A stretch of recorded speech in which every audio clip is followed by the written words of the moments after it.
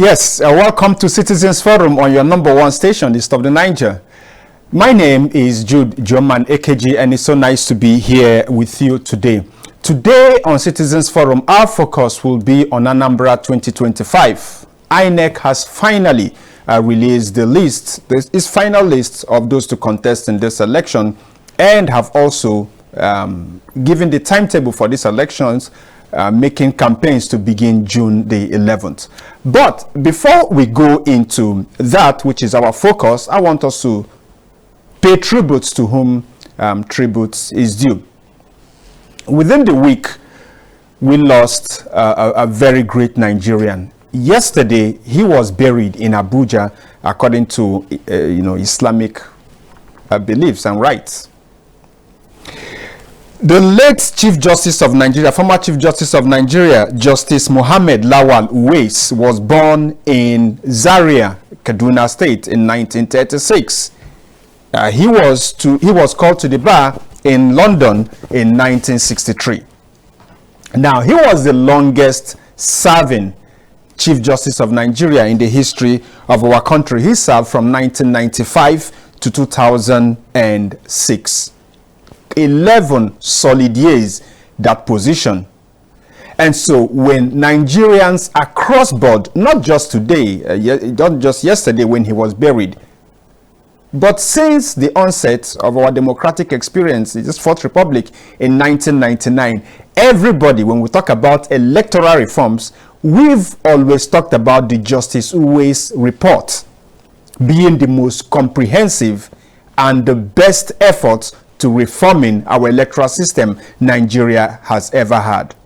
Sadly, he went to the grave at 89, not seeing that report that his excellent team worked on becoming Nigeria's Electoral Act. And so the political class all through these years found a way, one way or the other, to ensure that the Justice Uwais report did not see the light of day. One of the reasons why the Justice Uwais report will forever haunt us until we dust that report and do what we are supposed to do with it are the caliber of humans who took part in that process. We had some of our brightest legal minds, respected Nigerians, charismatic leaders in the country. We had top-notch civil society members. Of course, besides Justice Uwais, we had Bishop Hassan Kuka as a member of that committee. We had Ulisabakoba San on that committee. Now, we can talk for more than 2 hours about that report, but I'll simply summarize some of the best things that presidential committee recommended that we've not seen. But just to also say this, that in 2009, let's even talk about how that started. We recall that when President Yar'Adua was sworn into office, he shocked the whole world, and indeed Nigerians, when he declared agreement that the election that brought him into power was less than perfect. But then he vowed that that would be the last time, 2007 would be the last time Nigeria would experience such flawed elections. And so he set out to reform our electoral system. And so he set up what was called the Presidential Electoral Reform Committee, which was, of course, headed by the late Chief CJN, Justice Uwais. And so, led by him, that committee went to work and came up with some far-reaching recommendations that was to set the tone for how our elections will go. It wasn't just INEC as an institution. It was the judiciary, how it conducted itself. It was the executive, the political class, how they conducted themselves. It was the Nigerian police, how they conducted themselves. It was the Nigerian media, how we conduct ourselves. It was the Nigerian people. And so, for instance, today, one of the arguments of Nigerians is no one should be sworn into office until the courts are done with litigation. That committee, that report, captured that beautifully. And so elections were to hold at least 6 months before the expiration of the tenures of executives.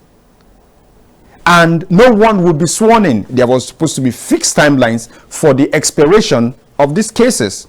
And so no one gets into office and then continue going to court using the instrumentality of states to intimidate those in court with him or her. One other recommendation was that presidential and governorship elections were to hold on the same day. Wonderful suggestions. It was also that report that talked about a commission to deal with, a separate commission to deal with electoral offenses, such that the powers at the federal level of INEC and the state level SIEC will be merged into this, so they will deal specifically with that, and that will be all they do. INEC, they argued, was overburdened, something that we still agree till today. And so President Yar'Adua submitted that report. He did not agree with everything that committee came up with. So he submitted an edited version of that report to the National Assembly. However, God rest his soul, we did lose him. And so in 2010, the then acting president, Goodluck Ebele Jonathan, did forward an unedited version of that report to the National Assembly. One of the things that report insisted would happen was the president would not have the power to appoint the INEC chairman. That power was vested on the Nigerian, the body of lawyers. What's it called now? Not the Nigerian Bar Association, but that will get to me. And so the judiciary were supposed to be responsible for that. All of these things did not see the light of day. And so today, we begin by paying tributes to the former Chief Justice of Nigeria, Justice Mohammed Lawal Uwais, who has gone the way of every mortal and has been buried. May his soul rest in peace. We lost a fine gentleman at 89. That said, we move to the conversation for today. Our conversation for today is, first of all, to create that awareness that on June 11th, which is on Wednesday, Anambra State will be in full swing campaign mode, and so the citizens should be prepared. But before we even talk about that, I want to say our conversation is hinged on what I think, which is, before the politicians begin approaching us, reading out their manifesto, saying the things they have done, the things they have not done, the things they intend to do, and the things they don't intend to do, we need to have some things very clear. And that is, power at the end of the day resides with the people. And that argument sometimes coming from us Nigerians, that power does not reside with the people, does not really cut it. What we really should be asking is, what do we do with that power? Because even though the citizens have that power and will continue to have that power, we could decide not to exercise that power by deciding not to take part in the process. We can also decide to use that power by selling our votes, by voting people because of which region of the country, which region of the state. This is a governorship election, which divide of the state they come from, by what name they call God, by what denomination, and all of those things. So we can decide to do that, but then power will still remain with the people, whether we exercise it or we don't exercise it. But there's something I want us to talk specifically, and that is, can there be a governor? November 8th will be the day of this election. Can a governor in any of the Southeast states succeed individually? I know that won't be one of the manifesto of any of these candidates, but we need to think today as people who are affected by good governance or bad governance, who will be beneficiaries of the best or the worst governance. Is there a template? Is any of these candidates thinking of how to ensure that there is regional cooperation come, when they are sworn into office? And this is how we build. So beginning to talk about the INEC, what INEC has come up with. So INEC has come up with the governorship candidates for that election, which is Anambra 2025. All qualified political parties. Right now, we know we're putting their houses in order. So 16 parties, they've told us, will contest in this election. Of course, we have the ADC, the African Democratic Congress. We have the NRM, the National Rescue Movement. We have Accord Party. We have the APC. We have the APP, and that is the Action People's Party. We have the AAC, the African Action Congress. We have the Labour Party, the LP. We have the NNPP, New Nigerian People's Party. There is Boot Party. There is Zenith Labour Party. 16 of all of them. But of course, the All Progressive Grand Alliance, that's the party in power in the state. However it goes, it is expected to be, well, a 3, maybe 4 horse race. A 3, maybe 4 at most. At most, it's going to be 4. Some people argue it's a 3 horse race, and that is between the APGA.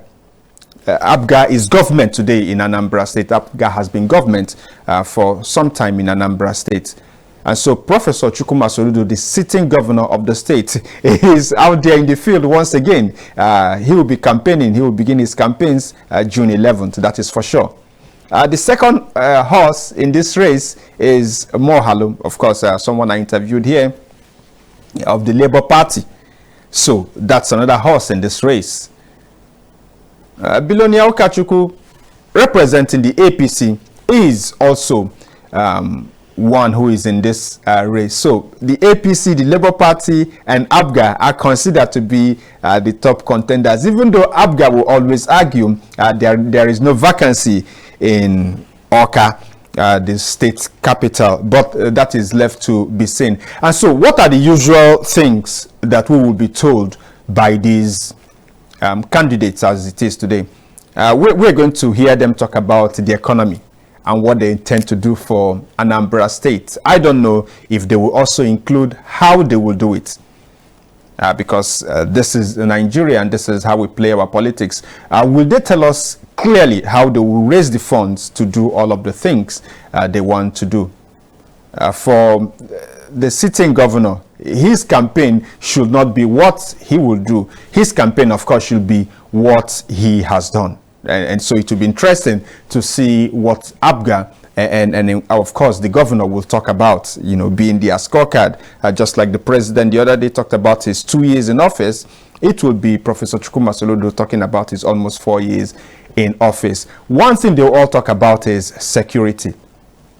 And we almost know what they will tell us when it comes to security, how they are going to improve security, how they are going to work with existing structures, and that is the police, the military in the state, and of course, local vigilante, how they are going to do all of this, how they are going to synergize with the local and federal resources to do all of that. We know they are also going to tell us a lot about maybe agriculture, if they remember to talk about agriculture. If anybody remembers to also talk about agriculture, we're definitely going to hear, like during the tenure of Obiano, he was the one who talked about all of the exportation of Ogu and all of that.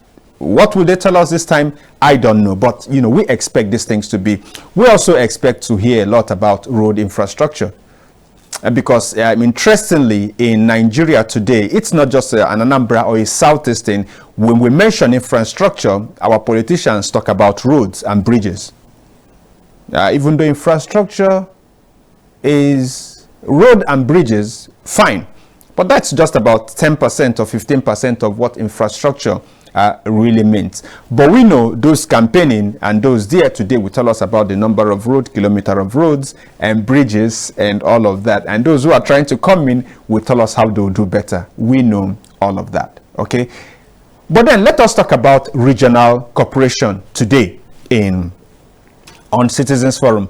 I want us to talk about regional cooperation because I think we should start having that argument in the Southeast.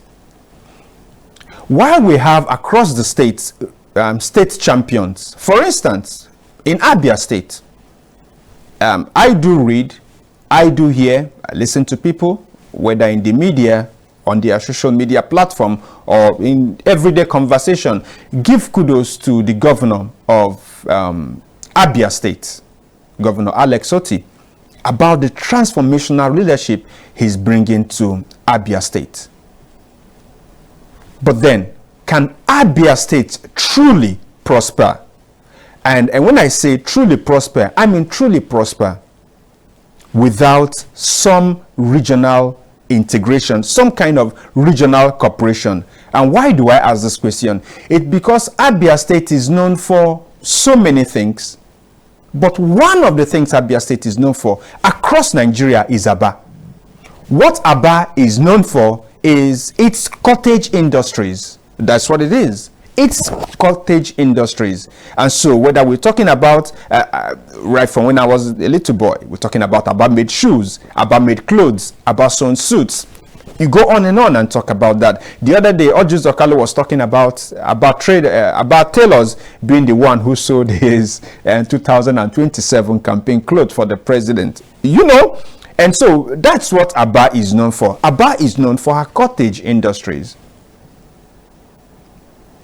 Can Abia State truly revive that industry we know Aba for without, first of all, having a Southeast market? A Southeast market where, even though Aba is known for production of all of these things, Onitsha is known to have the highest number of importers, not just in the Southeast, but across Nigeria. And so, what will it be? What will it be like? Can we imagine what it will be if the importers in Anambra State decide to start buying Aba? Think about that. Agriculture, for instance, can, with all of its pride, with its rice, with its farming skills, with its farmers, and all of that, can Ebonyi State, can any governor in Ebonyi State truly revamp the agriculture that that state is known for without a conscious effort, deliberate one, of having a Southeast first market? Also knowing that some of the biggest traders in the rice community are from the Southeast. We can go on and talk about all of this, whether it's you're talking about Imo State or you're talking about Enugu State. A people's history is something that not only reminds them of what happened yesterday, but also guides them towards tomorrow. The mistakes they shouldn't make today and all. One of the most fundamental history of the Southeast is the Nigerian Biafran War. And every historian remembers that one of the defeats was when the Southeast could no longer feed itself. And so the blockade, much more than the guns and the bombs and the soldiers and the bullets and the foreign support and the air raids, much more than that. One of the things that forced the Biafran side to surrender was food was no longer coming from Nigeria. So once that blockade happened, it was just a matter of time. It was just a matter of time for the Biafran side to surrender. I mean, it was just a matter of time. Even if the soldiers stopped fighting and stopped firing, and even if the guns went silent, it was just a matter of time. You get smoked out of your hiding place when you are hungry. Now, this is 2025. Is anyone taking a census of the amount of food the Southeast, of how the Southeast relies on other regions for its food? Is anyone taking a census of that? Are we mindful of that? Can we have the data on the number of trucks laden with food that comes into the Southeast every day? Can anyone really tell us what will be the impact on the Southeast if for 2 days no trailer brings in whether food or meat or something to eat into the region? And I'm talking about the 5 Southeast states. Is anyone thinking about that? Are the Southeast governors, and by extension, is there anyone in this contest, for November 8th? Is any one of them talking about how we are going to revive, how they are going to work with other governors to revive food production, agriculture in the Southeast? Security, we'll go to security. Of course, everybody's going to talk about what they'll do with security. But is it possible to secure any state in the Southeast without regional cooperation? Well, Northern Nigeria, the experience of Northern Nigeria says it is impossible. And we see that it stares us in the face. It's impossible. It was impossible for the North to do that. The Southwest realized this. I mean, they looked at what was happening in Northern Nigeria, and they knew it would be defeatist to try to handle insecurity individually. And so they came together collectively across party lines. They knew this was not something about politics, but, their forests all linked together. You hit one here, he runs into the other state, and then takes time and comes back stronger. And in the forest there, grows more with more resources and more intelligence sharing in the underground. They did what they did. Today, the Southwest is better for it. Today, individually, we hear Enugu State Governor talking about his achievements with security. We hear Anambra State Governor talking about his achievement with security. We hear the Abia State Governor talking about his achievement with security. Imo State, don't even go there. The governor thinks he has defeated insecurity in the state. He thinks Imo State is the most secure state in Nigeria. So don't even go there. Ebonyi State, I don't know what the governor thinks, but clearly Ebonyi State is also one state that is dealing with, insecurity. So, are any of these candidates going to tell us, has any of them been talking about how to deal with insecurity as a regional force? So we can go on and give specific examples. Education.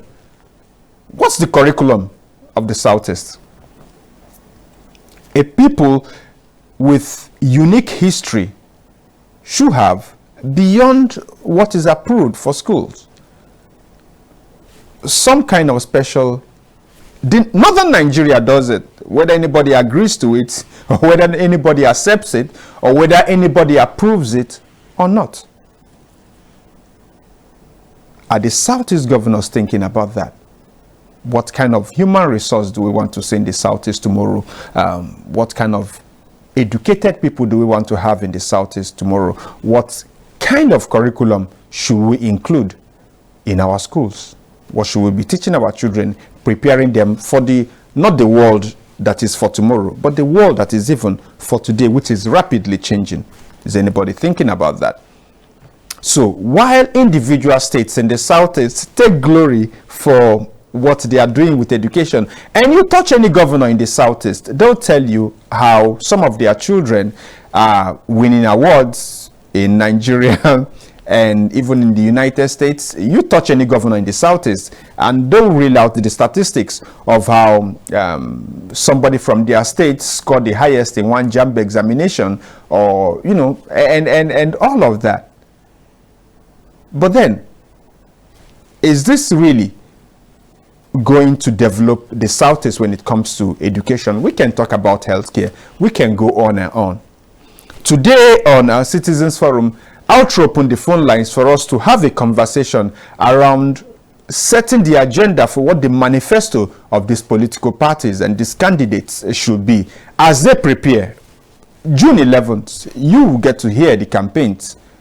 But then, are we as a people supposed to wait for these candidates and these parties to reel out their idea of what should be done in the state? Or should it be a people-led process where the people call attention to what areas, what sectors need attention, because it is the people. I mean, he who wears the shoes, you know what they say. 081-574-66270, and that is 081-574-66270, and you can call into 080-6313-0020. all right, and that is 081-574-66270 and 080-6313-0020. These are the numbers to call to join me on the program today. Let's talk about Anambra 2025. Let's talk about what the manifesto should be. Let's talk about what our candidates should be focusing on, our political parties should be focusing on today. Hello. Good morning. Yeah, good morning, sir. Badmus Honor from Lewi. All right, you're welcome, Mr. Badmus. Good. Based on the question you asked, yes, I think what our governors should do, governors of the Southeast, okay, first of all, let them build railway that will connect the Southeast. Let them raise funds from every state to build railway that will connect them first. okay, Then they will now call on the federal government to see if there will be assistance. Even if this administration failed to help them, another administration or the one coming after it may look into it. But when there is no structure, nothing on ground, it will be a different ball game. So I think if they start that way, then we look into them. On the issue of security, yeah, I think they should also do something like that. They can also form, anyway, they can form a regional security outfit that can work, even if they have different names, but let them work in harmony. Like if the one from Anambra see the security outfit from Nemo, they will identify themselves. If they see the one from Abia, they will defend them. Then there will be no problem. Even if they call them one name or something like that, even if they use different names but identify each other, it's still the same thing. Thank you. all right, thank you so much. Railway, you're talking about that railway. That's wonderful input there, because we really need to have that, especially the Southeast and commerce. When you want to boost commerce, then one of the things you must think about is your rails. And when you want to even unite a people, one of the things you think about is the rail line. But then your thoughts on regional security outfit, wouldn't it defeat the purpose? And this is just me asking, wouldn't it defeat the purpose if they have to get to introduce themselves? Why wouldn't it be something done in harmony and they have a common control center like the Amotekun did? Hello. Yeah, good morning. Yes, good. Yeah, welcome, sir. Mr. Secretary from Monich. All right, go ahead, Mr. Ezekiel. While we are waiting for the campaign to start, indirectly, it has started. Because that perhaps people will not come ahead to say vote for party this until that next week. Otherwise, in this on ground, I'm sure that they started their campaign, even with those that have anything to offer and those that don't have anything to offer. But my worry is that they lack ideology. Just like Batman said, for us to have a rail line in the east, it's not a particular state that will accomplish it. It has to be a holistic approach by the eastern governors, Abi. And what we're having now is just Anambra election. Yes, we are having Anambra, but then we should begin to talk to those who are campaigning that it goes beyond them telling us what they are going to do in the state. Nobody has told us how they are going to cooperate with others. We need somebody to lead that campaign. In the southwest, of course, we remember the late what's his name now? Is it Rotimi? I can't quite remember his name. Is it the late governor? Yes, the late. Yes, Akeredolu. We saw Akeredolu led the way. He led the way. Somebody must lead the way. In the southeast now, we are looking for people when they are campaigning to tell us, something. Yes, of course. It's good that we remember that man, even though he's late. So what he did, and coming back to that, not a good.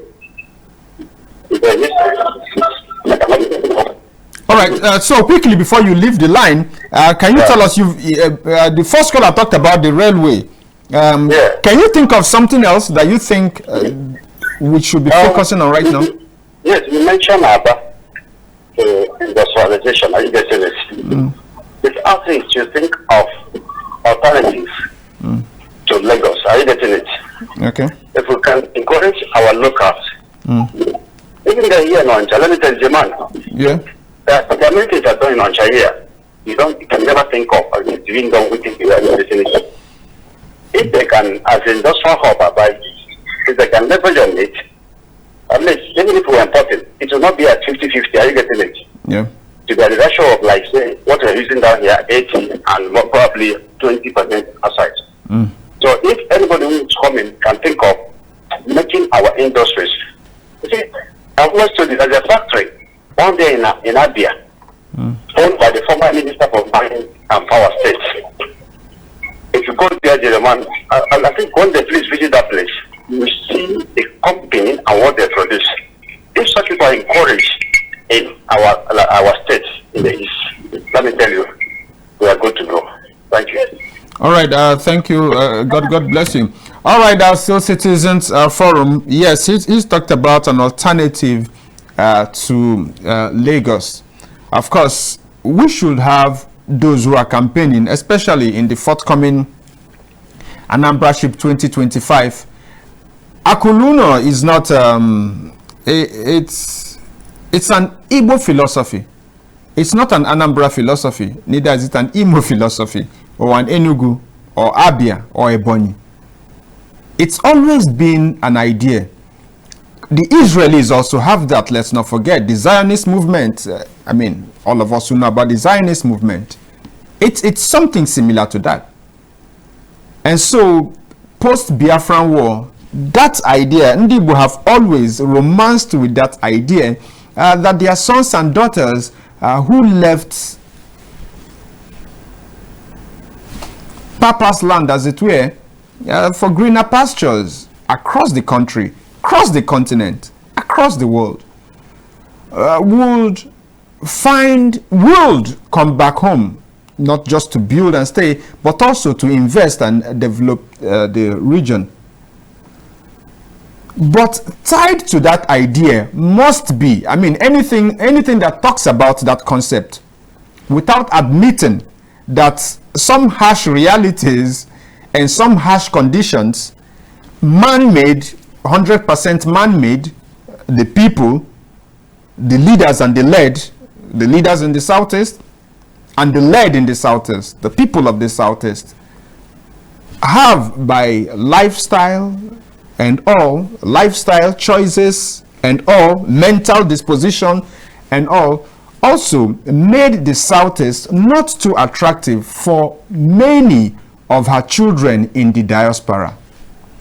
And so as we journey towards Anambra 2025, are we going to have candidates who are bold enough, honest enough, bold enough to address some of these concerns, because like it or not, they admit it or they don't admit it, almost all of them fall within that category of people of the Southeast who have investments outside of the Southeast. And so when we talk about these harsh realities or harsh conditions or unfavorable conditions, that makes it difficult for business to thrive in the Southeast, they are well aware of it. It's just that most times in the Southwest, we are not blessed with political leaders who are bold enough to champion ways of thinking or champion thoughts that are not very popular with the people. But to be a leader is also to think above the mental wavelength of the people you are leading, and sometimes lead them to better destinations even when they do not know those destinations, cannot articulate those destinations, or even quarrel with those destinations. But to be a leader is to have better information than those you are leading. So will Anambra 2025, will India Anambra be blessed to have candidates who want to talk about these things and also offer a blueprint of how to deal with these things? Some of these things include taxation. Some of these things include security.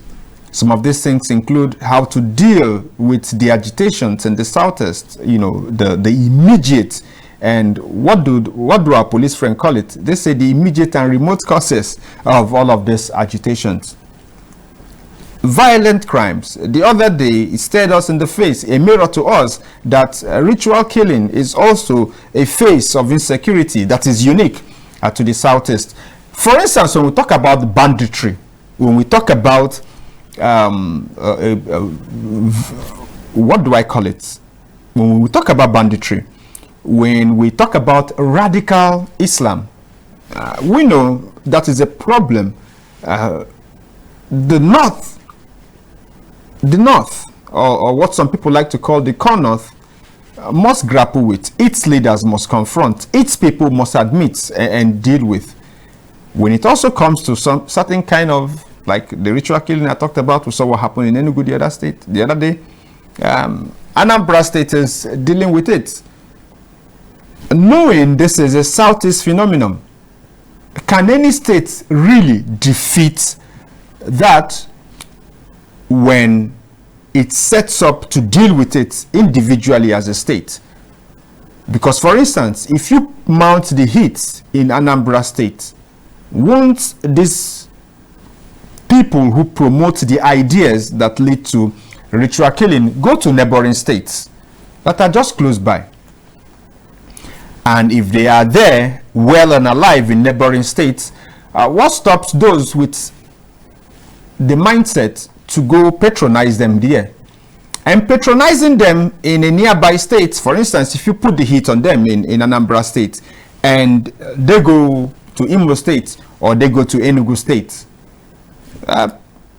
people from Anambra State could still go patronize them, and children could still get missing in Anambra State for them to meet up whatever there was demanded of them in these neighboring states. If you put the heat on them in Enugu State and Ebonyi State is not putting same heat at same time, is not applying same heat at same time, wouldn't they move to Ebonyi State? And you still have people from Enugu State going there, and children in Enugu State still get missing, which is what you want to ensure does not happen. If you put the heat on them in Imo State, what stops them from going to nearby Abia State and going there, setting up their camp and doing what they're doing?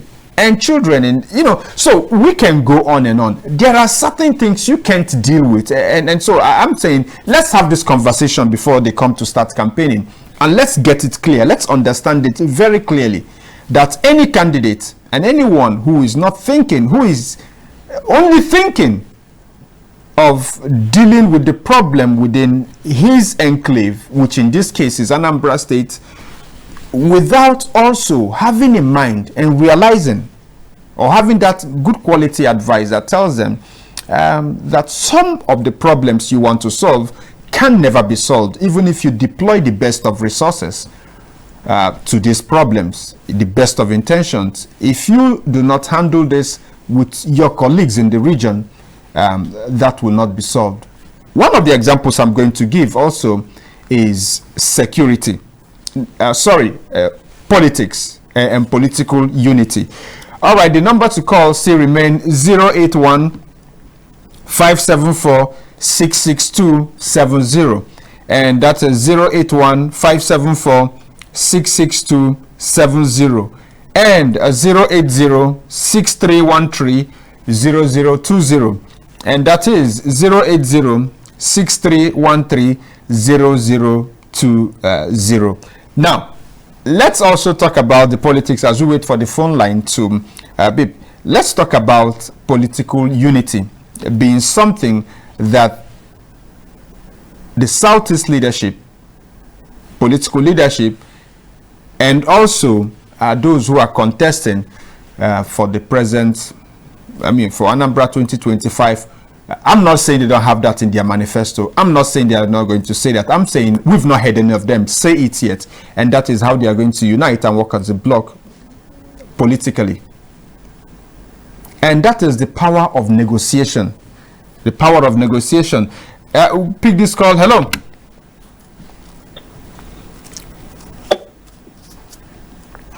Hello. All right, so the power of negotiation in politics. Now, in politics, when you negotiate as a person, you can get much. Sometimes, you can get much, and this will depend on your personality. It will depend on your resources. It will depend on your friendships. And so, when it comes to politics in Nigeria, what do this translate to? This translates to your contacts. And so when you hear politicians in the Southeast campaign, they always talk about their connections. I don't know if you've taken time to observe that. Whether they are campaigning in Anambra or Imo or Enugu or Abia or Ebonyi, they always talk about their connections. They always will talk about that. And they'll tell you, if they had been civil servants, they'll tell you, or they have worked in the private sector, or they had, worked in some government circles where they were appointed, blah, blah, blah, and all of that. They always tell you that one of the things they are going to bring to the table for development of the state is to rely on their, long list of contacts. I'm going to give an example of one person because he's late now and he's not in this race. The late Ifeanyi Ubah. Each time he talks, just like all of them around, he always talks about that. He has been Capital Oil, he has been this, he has been that, he has been that, he has worked with people across Nigeria, the TAN, and so he is going to bring that to the table. Pick this call. Hello? Yes, everyone. Yes. Welcome, sir. All right. We've heard from you, sir. I'm sure about that. No call was coming now. That's why I called back. What you said is a fact. But I'm thinking, whoever is coming to govern this state, so please tell us what are his plans. And tell us if the money is getting as a state governor for the state is governed, is that enough? That it is only when it's connected to the center that will be working. Are you getting it? Let them tell us how much goes to the state coffers from the federal account as the allocation, and how equitably they are sharing it. Let them not come and tell us that they are constrained. They said that belong to the center before they begin to work. No. What we need in Anambra and South is make use of what you have. Before now you are looking for something extra. That's like talk about connection. Most of them use those as a election campaign. At the end of the day, it amounts to nothing. So can they come up with meaningful agenda that we can see that here in Onitsha South or not, where we belong, the money coming from local government will be used judiciously and not enter into somebody's account. Because there was an argument this morning somewhere in another station where somebody was saying that the current government has not done anything reasonable in Onitsha. When you check the amount of money that flows into Onitsha North and South, are you getting it? So we want somebody who will come up with issue-based campaign and we checkmate that person. this issue of light, are you getting it? That person should talk about it and implement it so that when there is light, industries thrive. Like that the government have left at the hands of the state or even individual. Southeast people has people that can invest in that energy sector and come out with it in a better way. And not this we're having issues with the current company, an individual in Anambra State. Let them talk about it, because I'm telling you, there are so many things our people are doing down here. They need just encouragement from government. You will see them living fine, and the employee of labor. After all, how many are civil servants in the state and Nigeria as a whole? Out of 200 million, invest me. I don't think we have up to 10 million as civil servants, both state and federal. If you take thank you. All right, thank you. All right, so back to what I was saying. So you always hear them talk about that, and that mindset that I'm going to bring my personal person. I'm going to come to the table and I'm going to unlock doors nationally and internationally with my personal contacts. And so you hear people who had been governors like Ojus Okala and everything, you know, in the Southeast. Rochas also said that about Imo State. And so they'll tell you that I govern the state with my money, that I use my personal money for development in the states. At least I've mentioned to people who are alive, Rochas Okorocha of Imo State and Ojus Okalu of Abia State. So they say these things, and that tells you the mindset of those who are sitting on these seats, right? But then one thing the Southeast is very poor for is that inability, that failure, I won't call it inability, that failure by Southeast leaders to work together as a team. One success story we can always point to is President Bola Ahmed Tinubu. We recall when Fashola was governor, their party, they had formed as a regional party, whatever they call it, but they captured the region. And how they were able to do that was to go to other states and say, take a look at what Lagos is. Take a look at what Fashola is doing in Lagos, whether it was the BRT, it was how he handled Oshodi, it was infrastructure by Fashola. Whatever anybody thinks, whatever anybody says, the facts are there that Fashola performed above board, especially in his first tenure. The facts are there and nobody can argue with it, that Fashola brought transformational leadership to Lagos.